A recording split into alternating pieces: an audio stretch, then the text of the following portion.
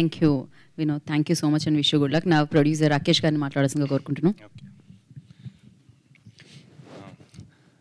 First of all thank you everybody, మా media friends అందరికీ, YouTubers, influencers, memers.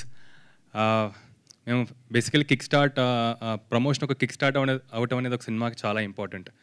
And మా స్టార్టింగ్లోనే ఈ క్యూఆర్ కోడ్, ఈ ప్రమోషన్ ఒక రకంగా క్లిక్ చేయడానికి మీ అందరి కారణం.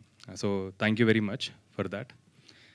అండ్ అది ఎంత పాపులర్ అయింది, మేము ఇంత పాపులర్ అవుద్దని అనుకోలేదండి. ఏదో ఇంట్రెస్టింగ్గా ఇన్నోవేటింగ్గా చేద్దాం అనుకున్నాం, కానీ లాస్ట్కి కొత్త బట్టలు కొనుక్కుని వచ్చాను, అది తీసేసి వేశారు.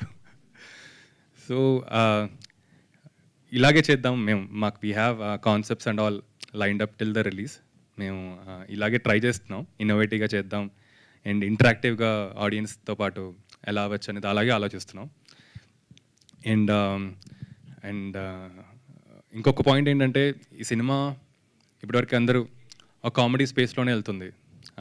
అంటే క్యారెక్టర్ని ఇంట్రొడ్యూస్ చేస్తున్నాం. మీరు ట్రైలర్లో చూసుంటే ఇది ఒక్క కామెడీ ఫిల్మే కాదండి.